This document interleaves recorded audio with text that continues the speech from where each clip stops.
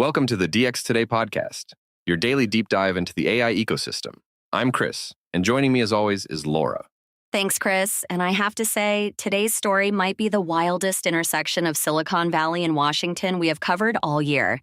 Because OpenAI has proposed handing the United States government a 5% ownership stake in the company itself. That is a sentence I never expected to say on this show. So let's slow down and unpack it properly, because when I first read this headline, I assumed it had to be exaggerated or taken badly out of context somewhere. It is very real, and the numbers are staggering. OpenAI closed a record funding round back in March at a valuation of $852 billion, which means a 5% stake handed to the government would be worth roughly $42.6 billion. $42 billion, just given to the federal government by a private company. Walk me through where this came from, because companies do not usually wake up one morning and decide to gift Washington a stake worth more than the market cap of most airlines.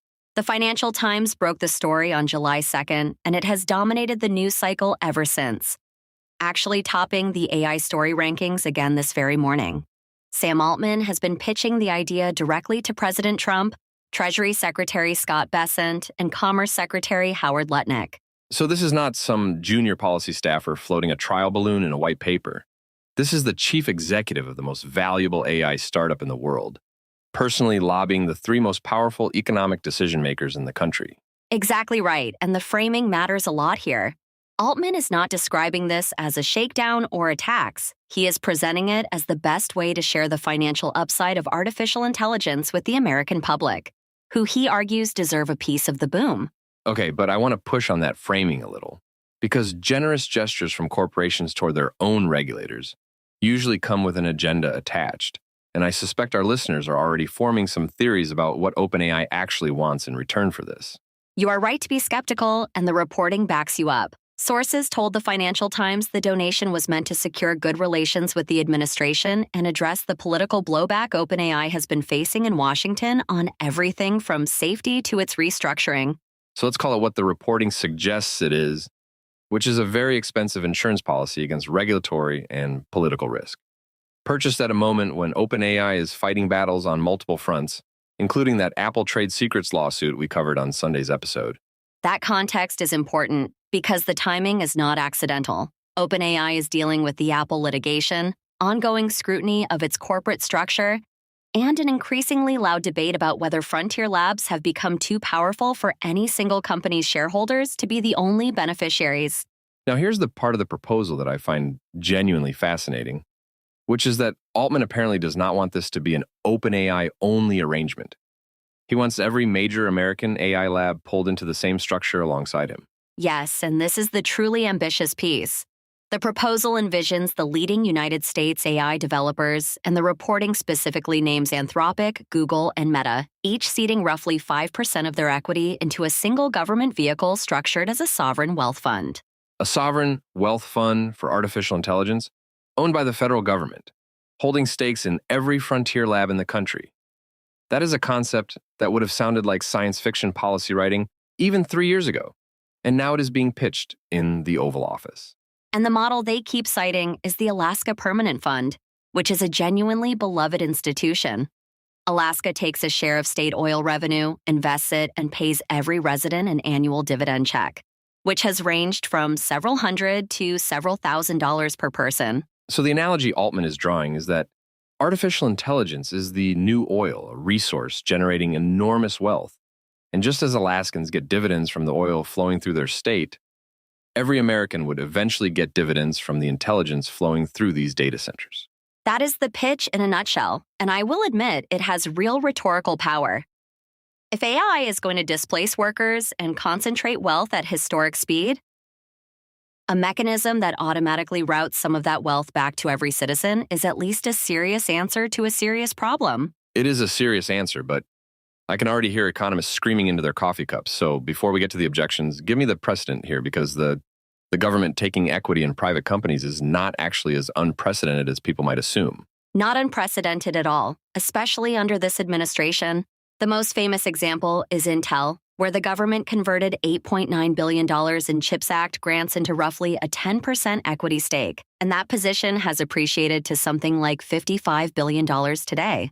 Hold on, let me make sure I heard that correctly, because if the government turned about $9 billion of grant money into $55 billion of Intel stock, that is better performance than most venture capital funds could dream of delivering to their limited partners. It is roughly a 6 times return on paper, and that success is exactly why this idea has momentum. The administration has also taken stakes in IBM and in several quantum computing and critical minerals companies, so government equity positions have quietly become a signature tool of this era. And that Intel windfall changes the politics completely, because now when someone in the administration hears OpenAI offering 5%, they are not thinking about ideological objections to state ownership. They are thinking about the last time they said yes and made $46 billion. There is also a longer prehistory worth remembering. The government took equity in General Motors and the big banks during the 2008 financial crisis, and the Defense Department has used golden shares in special arrangements with strategic companies for decades. So, tools exist across administrations. Although I would note the crisis-era stakes were rescues of failing companies taken reluctantly and sold off as fast as possible, whereas this is the government taking permanent positions in the most valuable growth companies on the planet, which feels like a fundamentally different philosophy of state power. That distinction is exactly what critics are seizing on, so let me lay out the case against. The first objection is regulatory capture in reverse, meaning once the Treasury owns $40 billion of OpenAI, every future safety rule or antitrust action against OpenAI directly costs the government money. Right, the referee suddenly owns shares in one of the teams. And even if every individual official acts with perfect integrity, the structural incentive is now tilted toward protecting the company's valuation rather than protecting the public from the company, which is precisely backwards from how oversight should work. The second objection is about picking winners. A fund holding OpenAI, Anthropic, Google, and Meta effectively anoints those companies as national champions, which could make life much harder for the startup that wants to disrupt them, because now disruption threatens the government's own portfolio returns. That one really bothers me, because the entire story of American technology is scrappy newcomers overthrowing entrenched giants. And you have to wonder whether a young company today could ever displace an incumbent that is literally part owned by the United States Treasury and politically wired into Washington. And the third big objection is practical rather than philosophical. OpenAI is a private company, so these shares have no liquid market price, meaning the $42 billion figure is only as real as the last funding round, and private valuations can evaporate spectacularly when sentiment turns. In other words, the taxpayer would be receiving something that looks enormous on paper but cannot actually be spent, sold quickly, or reliably valued, which makes the comparison to Alaska's oil fund a bit shaky, since oil revenue arrives as actual cash rather than as preferred shares in a startup. There is also a governance puzzle nobody has answered yet. Does the government stake come with board seats, voting rights, or information rights because a silent 5% is one thing, but a government with directors inside every frontier lab is a completely different constitutional and competitive situation? And I imagine the labs themselves have wildly different appetites for this, because what makes strategic sense for OpenAI in its current political position might make no sense at all for a company like Anthropic or a giant like Google with an entirely different risk profile.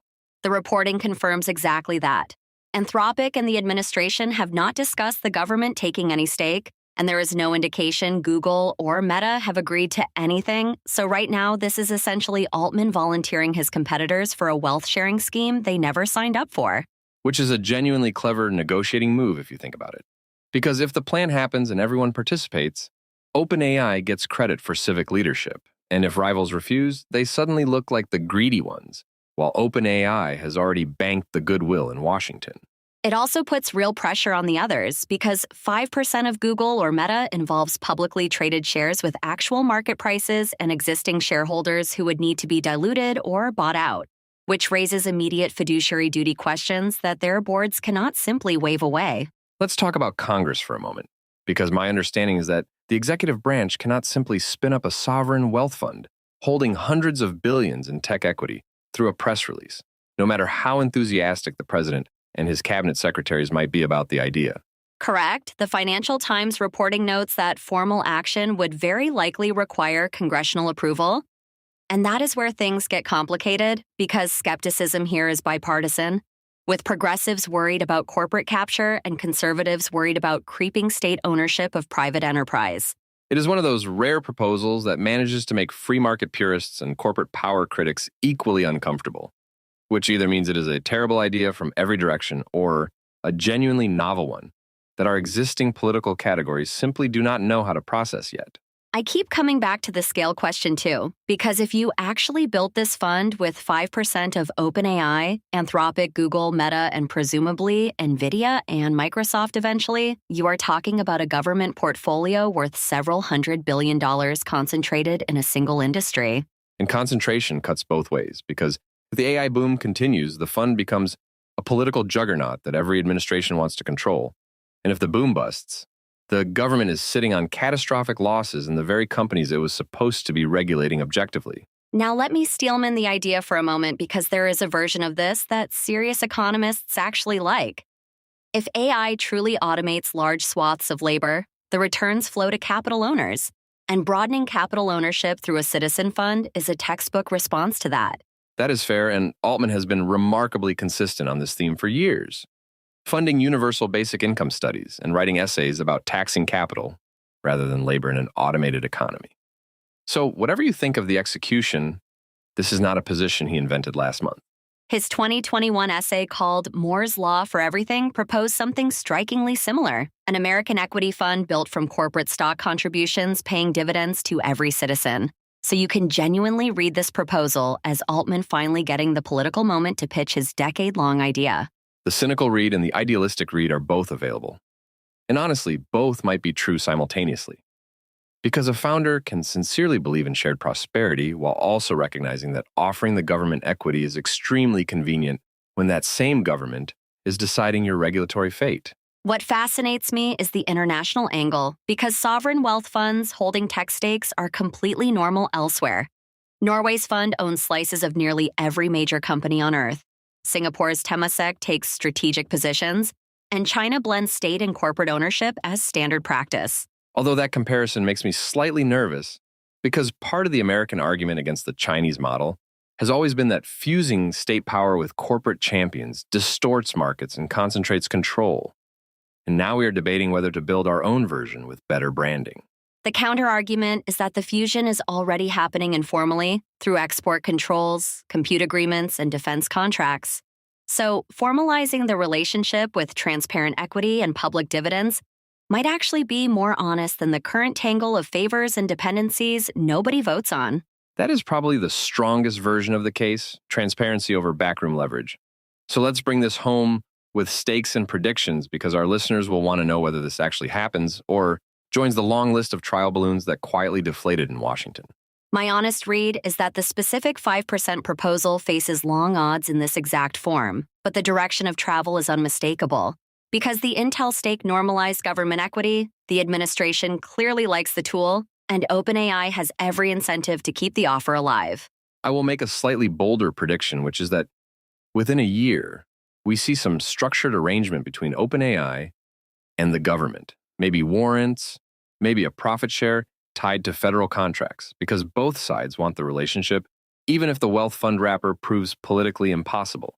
And whatever happens, a threshold has been crossed in the conversation, because the most valuable startup in history just publicly conceded that its gains should partly belong to the public, and that admission will echo through every AI policy debate for years, regardless of this proposal's fate. It is the kind of story where the offer itself changes the landscape, even if nothing is ever signed. And we will absolutely be tracking where Congress, the labs, and the administration take it next, because this one touches everything from antitrust to your future dividend check.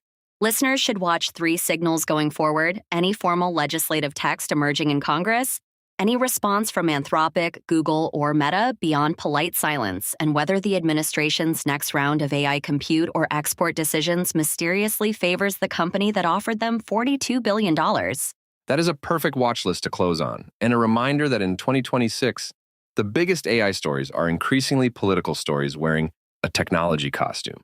That's all for today's episode of the DX Today podcast. Thanks for listening, and we'll see you next time.